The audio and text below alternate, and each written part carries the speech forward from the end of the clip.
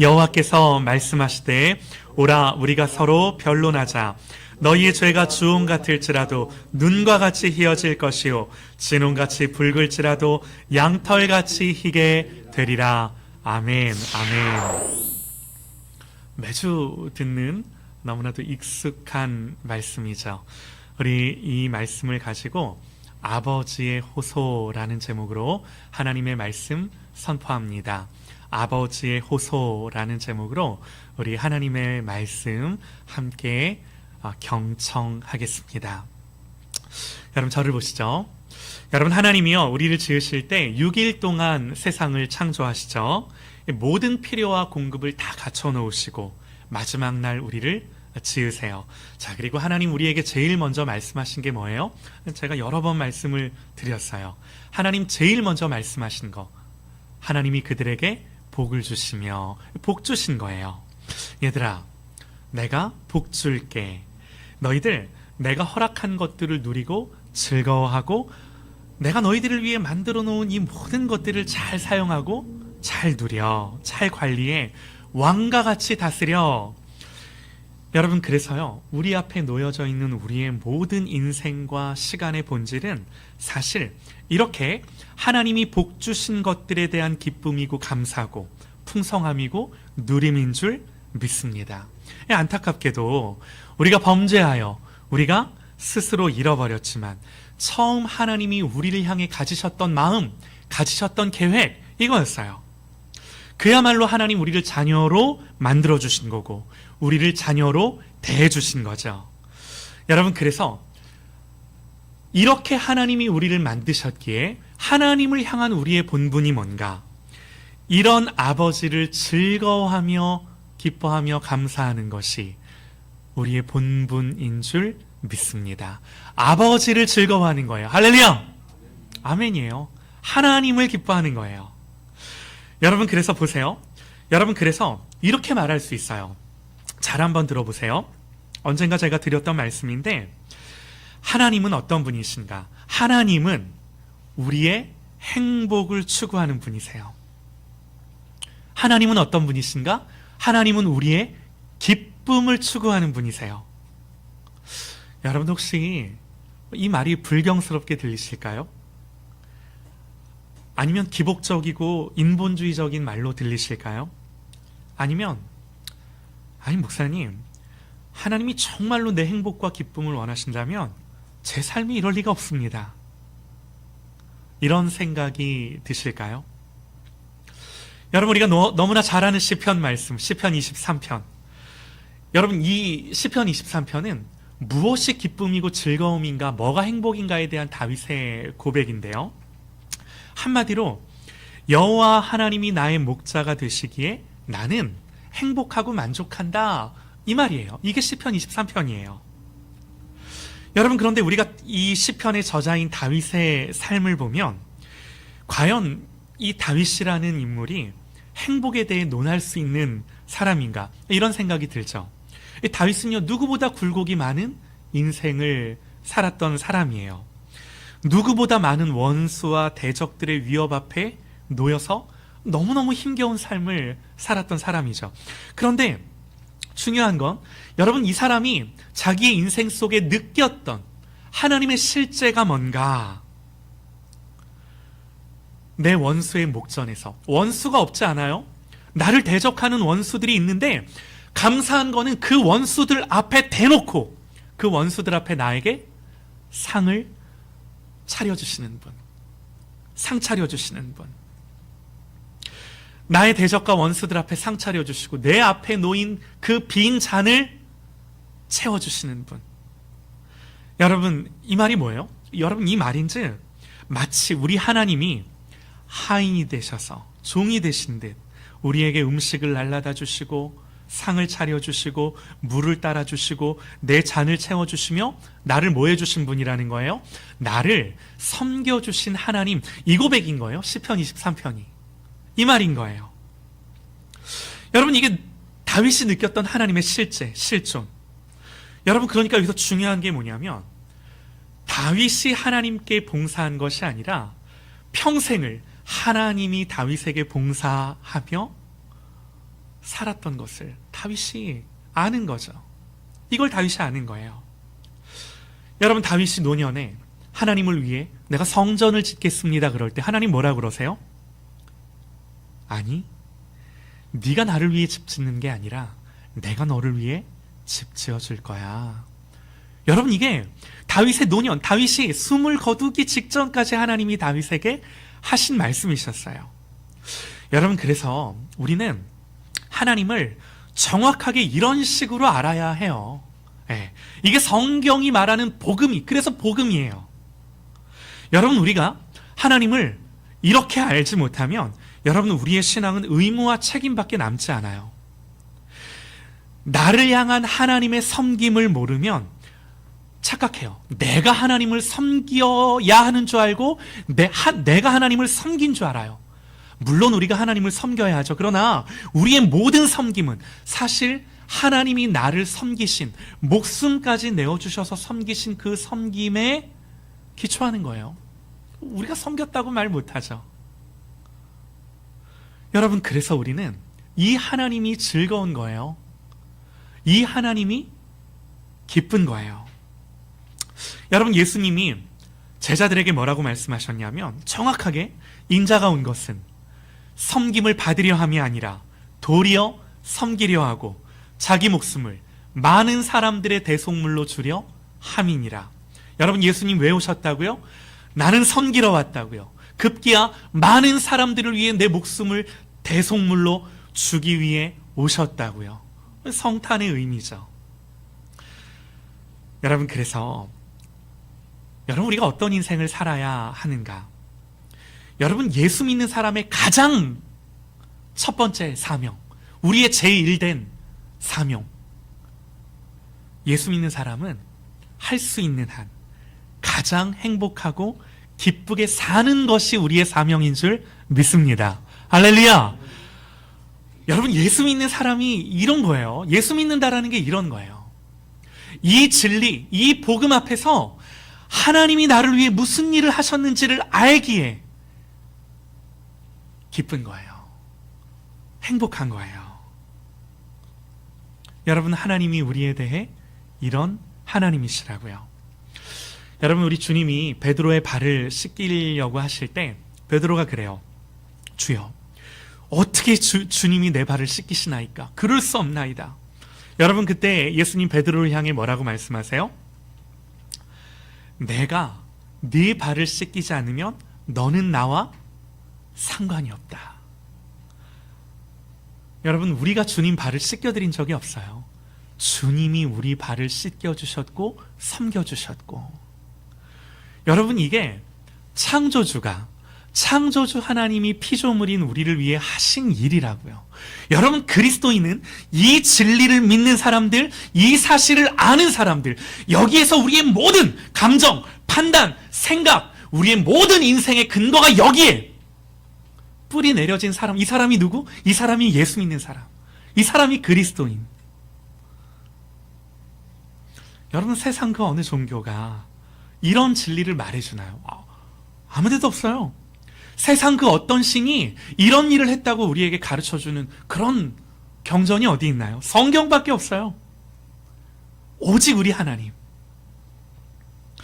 여러분, 그런데 우리는요, 분명히 이 진리를 믿고 아는데 이 진리 앞에서 내 삶을 보면 때로는 엄청난 괴리를 경험하죠. 내 삶은 왜 이러지? 목사님, 그런데 그럼에도 불구하고 왜 내 삶은 이렇죠? 내 인생은 왜 이렇죠? 여러분, 이게 우리의 질문이죠. 여러분, 성경은 여기에 대해 어떤 답을 하는가? 오늘 본문이에요. 성경은 여기에 대해서 어떤 답을 주냐면 이렇게 말하는 거예요. 오라. 우리가 서로 변론해보자. 야, 그래, 알았어. 너 와야 해.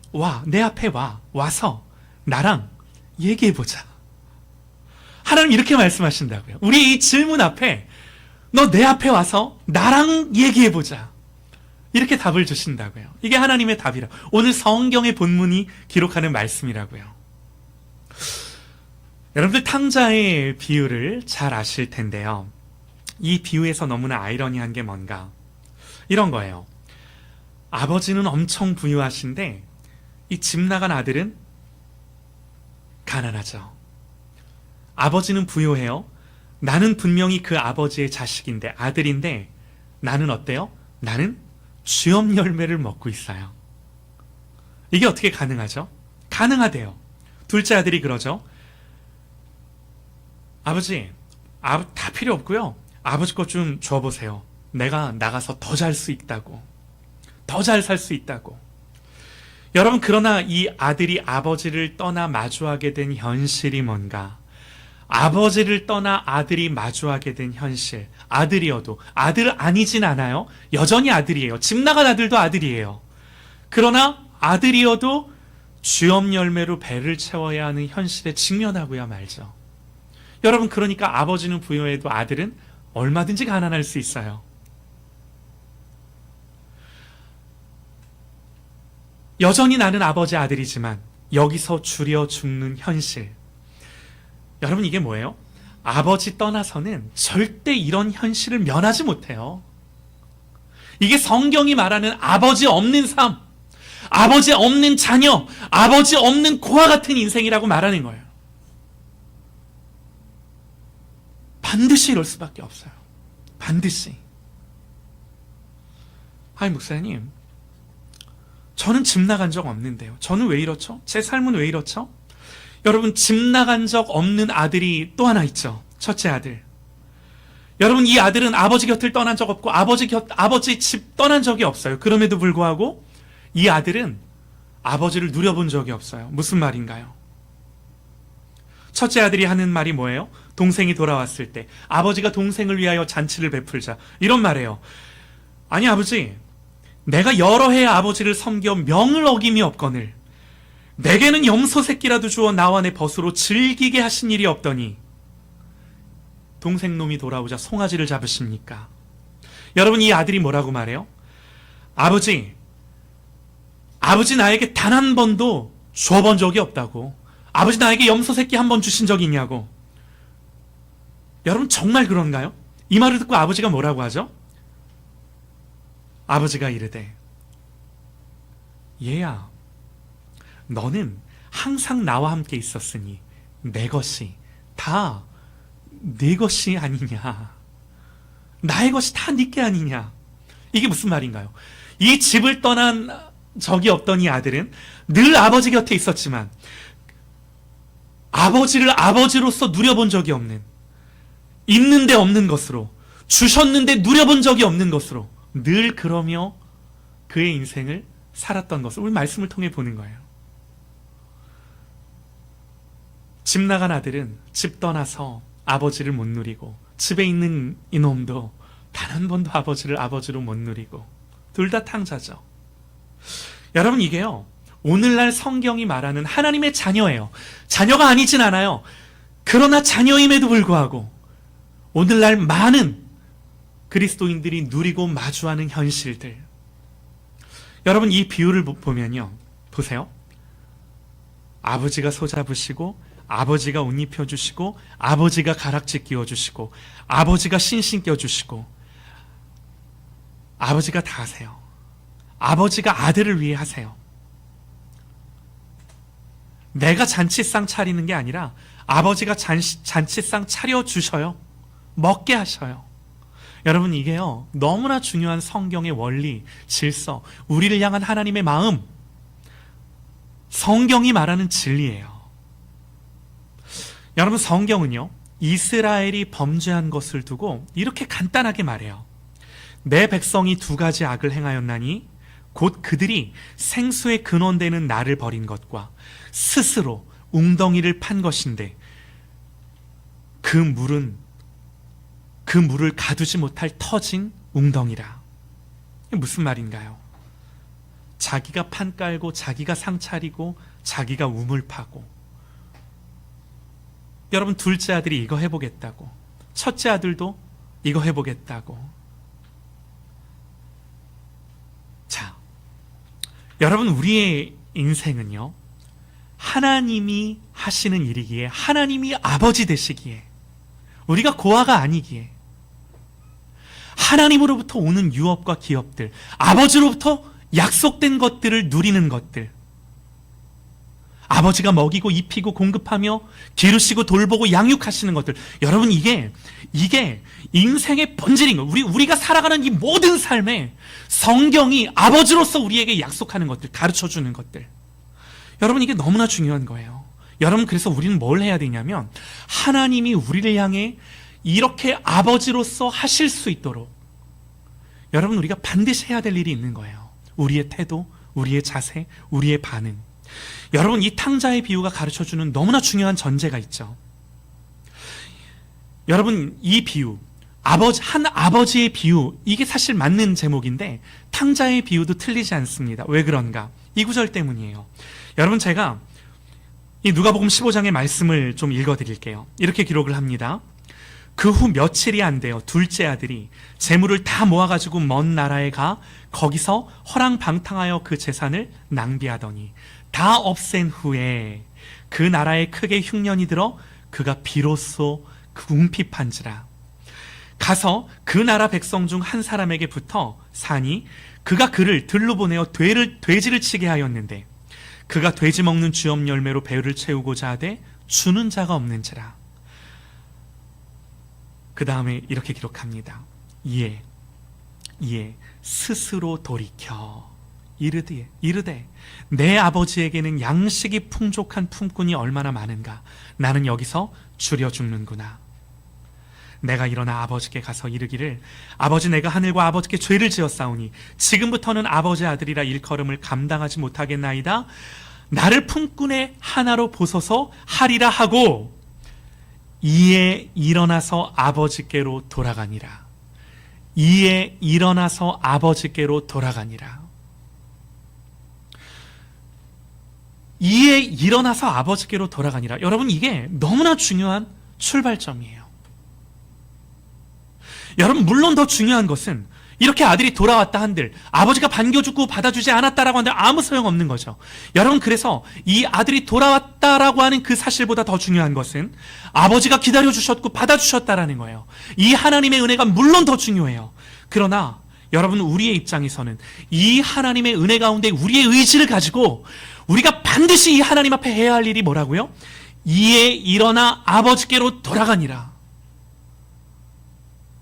여러분, 이게 하나님이 은혜 주시는 사람, 하나님이 거듭나게 하시는 사람의 마음 안에 일어나는 의지예요. 우리의 본성대로가 아니라 하나님이 우리를 성령으로 거듭나게 하셔서 예수를 믿게 하셨을진데 이 눈에 보이지 아니하는 믿음의 증거가 뭐냐? 죄 안 짓는 게 아니에요.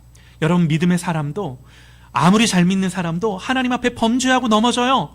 그러나 여러분, 예수 믿는 사람의 증거가 뭐예요? 그 모든 연약함과 허물과 범죄 가운데도 이에 일어나 아버지께로 돌아가니라. 돌이키는 사람, 돌아가는 사람. 여러분, 기다려주고 받아주시는 것들 하나님의 일입니다. 우리는요, 돌아가야죠. 하나님이 기다려주시고 받아주시기에 돌이키는 거예요. 돌아가는 거예요. 이게 너무나 중요합니다. 여러분, 오늘 이사야의 말씀이 이 말씀이에요.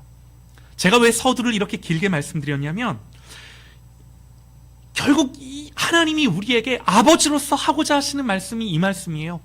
여러분, 성경 전체에서 하나님은 계속해서 자기 백성들, 자기 자녀들을 향해 이 말씀을 하시는 거예요. 돌아오라고. 돌아오라고 때로는 매를 드시고, 돌아오라고 때로는 징계하시고, 돌아오라고 때로는 설득하시고 설명하시고. 여러분, 오늘 우리가 이사야서 1장의 말씀을 읽었는데요, 이사야서 1장이 이렇게 시작을 해요. 하늘이여 들으라, 땅이여 귀를 기울이라. 하늘이여 들으라, 땅이여 귀를 기울이라. 여러분, 이게 누구에게, 하나님, 누가 하시는 말이에요? 하나님이 하시는 말이에요. 마치 하나님이요, 온 우주를 증인석에 세워놓고 하나님의 언약 백성을 고발하는 장면이에요. 그리고 그 다음 하시는 말씀이 뭐예요? 내가 자식을 양육하였거늘 그들이 나를 거역하였도다. 소는 그 임자를 알고 나귀는 그 주유의 구유를 알건만은 이스라엘은 알지 못하고 나의 백성은 깨닫지 못하는도다 하셨도다. 여러분, 이 말은 마치 아버지가 자녀를 두고 하시는 말씀인 거죠. 내가 그렇게 안고 내가 기르고 먹이고 보호해서 여기까지 키운 자식인데 그 자식들이 나를 거역했다라는 거예요. 여러분, 그러니까 이 이사야 1장은요 일종의 고발장이에요. 여러분, 그런데 세상 법정에서는요 잘못하면 법적으로 처벌받는 거죠. 다른 여지가 없어요. 그런데 하나님의 법정에서는요 하나님이 하늘과 땅을 증인으로 세워놓고 상처받은 아버지로서 보세요, 호소밖에는 못하시는 거예요. 그게 오늘 이사야 1장의 말씀이에요. 하나님이 호소하는 것밖에는 못하시는 거예요. 왜요? 아버지니까. 왜요? 잘못했어도 내 자식이니까. 여러분, 이사야서 1장에서 성경은 이스라엘의 상태를 이렇게 묘사해요. 5절과 6절에 온 머리는 병들었고 온 마음은 피곤하였으며 발바닥에서 머리까지 성한 곳이 없이 상한 것과 터진 것과 새로 맞은 흔적뿐이거늘. 하나님 없는 자녀들의 모습. 여러분, 이게 뭐예요? 아버지가 자식을 바라보는 장면. 내 아이가 머리부터 발끝까지 상처투성이로 서 있는 그 모습을 보는 거예요, 하나님이. 그러니 하나님이 뭐라고 물으세요? 이렇게 물으세요. 말씀 보니까 너희가 어찌하여 매를 더 맞으려고 패역을 거듭하느냐. 책망이죠. 혼내시는 거죠. 근데 이 책망과 혼냄의 정서가 뭐예요? 안타까움이에요. 안타까움이에요. 이제 제발 그만 돌이키고 아버지께로 돌아오라는 하나님의 호소예요. 여러분, 그래서 이런 이사야 1장의 맥락 속에 오늘 본문 18절 말씀이 나오는데, 그 상처투성이인 자식을 바라보며 너희가 어찌하여 매를 더 맞으려고 패역을 거듭하느냐. 그 다음에 하시는 말씀이 뭐예요? 오라. 오라. 우리가 서로 변론하자. 얘기 좀 하자. 오라. 오라. 오지 않으면 안 되는 거예요. 여러분, 그런데요, 이 오라라는 말이 성립되기 위해서는, 여러분 보세요, 지금 누가 누구에게 이미 와 있는 건가요? 이 오라라는 말을 하기 위해서는 지금 누가 누구에게 이미 와 있는 거죠? 하나님이 와 있는 거예요. 그래서 오라라고 말할 수 있는 거예요. 하나님이 먼저 오셔서 부르신 거고요. 하나님이 먼저 오셔서 손 내미신 거고요. 그래야 오라라는 말이 성립을 하는 거죠. 여러분, 탕자의 비유에서도요, 아버지가 멀리 보고 계시고, 아버지가 측은히 여기고, 아버지가 먼저 발견하고 달려오고, 아버지가 먼저 목을 안고 울고, 아버지가 입 맞추고, 아버지가 신신 끼고 가락지 끼우고 옷 입히고, 모두가 다 아버지의 몫이었죠. 오늘 본문에서도요, 하나님이 먼저 오셔서 말씀하시는 거예요. 오라. 와서 우리가 서로 변론하자. 여러분, 이게 우리 하나님이 우리를 향해 가지신 아버지의 마음. 여러분, 변론하자 그러는데, 이 변론하자 무슨 말이죠? 법정 언어예요. 사전적인 의미로는 옳고 그름을 가리고 시비를 분명히 하고 잘못을 짚어내고 바로잡자, 그 말인 거죠. 너 지금 어떤 상태인지 알아?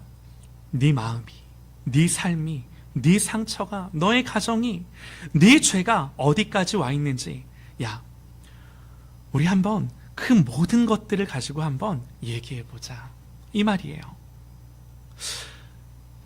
여러분, 이게 무슨 말인가? 여러분, 하나님은요, 그냥 문제를 덮지 않으세요. 문제를 정면으로 마주하게 하시고 직면하게 하세요. 머리끝부터 발끝까지 상처투성이인 걸 보고 절대로 우리에게 괜찮아 말씀하지 않는다고요. 여러분, 그래서 변론하자 이 말은요, 야, 이제 도망치지 말고 네 죄와 내 상처를 내 앞에서 낱낱이 보자. 숨기지 말고 다 드러내보자. 괜찮아. 괜찮아. 왜 괜찮아? 여러분, 이렇게 하나님이 하자 하시는 것은 책망하기 위함이 아니라, 심판하기 위함이 아니라, 하나님 우리의 이야기를 들으시겠다고. 너의 억울함, 너의 상처, 너의 왜곡된 생각, 너의 모든 오해들 다 꺼내놓으라고. 여러분, 그래서 이 모든 변론의 결론이 뭐예요? 미리 결론이 나 있어요. 이 모든 변론의 결론이 뭐냐면 18절 말씀에 이렇게 우리가 얘기해보자. 이 모든 대화의 결론이 뭐예요? 너희의 죄가 주홍 같을지라도 내가 눈과 같이 희게 할 거고, 너희의 죄가 진홍같이 붉을지라도 내가 양털같이 희게 할 거야. 이게 하나님 말씀. 여러분, 보통 변론은요, 이긴 사람은 의롭게 되고 진 사람은 벌을 받죠. 그런데 이 하나님의 변론은 우리가 100% 잘못했습니다. 우리가 완전한 죄인입니다. 변론해봐야 이길 수가 없어요. 할 말이 없어요. 그런데도 하나님 뭐라고 하세요? 괜찮아. 이 모든 변론의 결론이 뭐야? 너의 죄가 주홍 같을지라도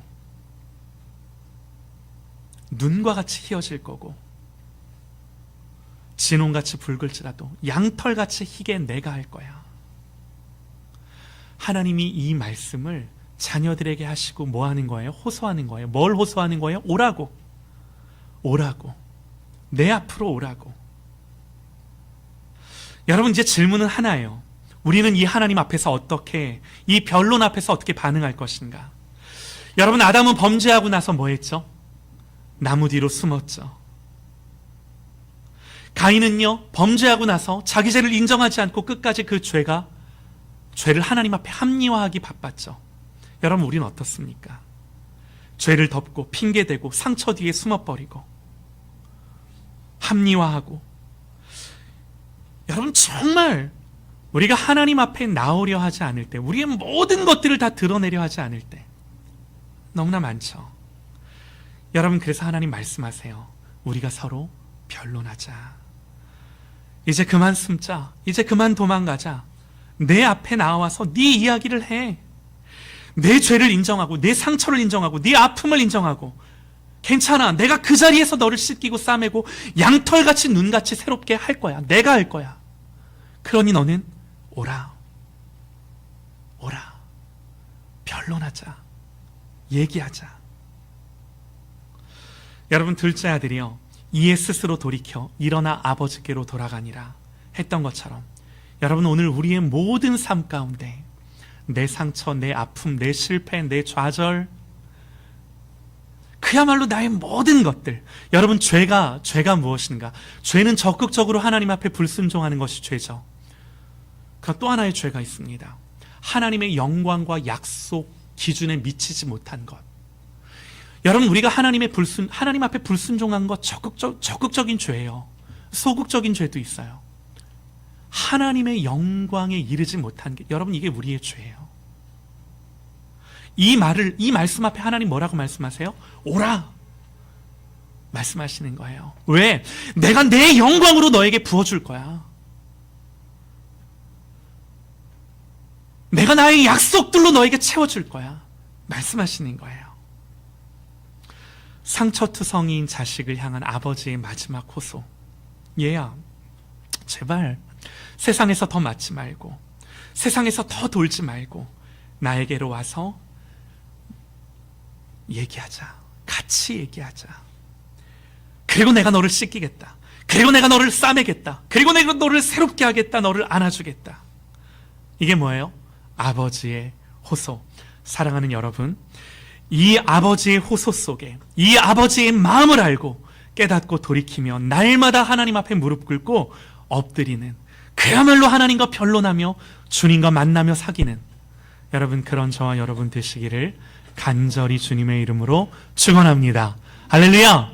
아멘. 기도합니다.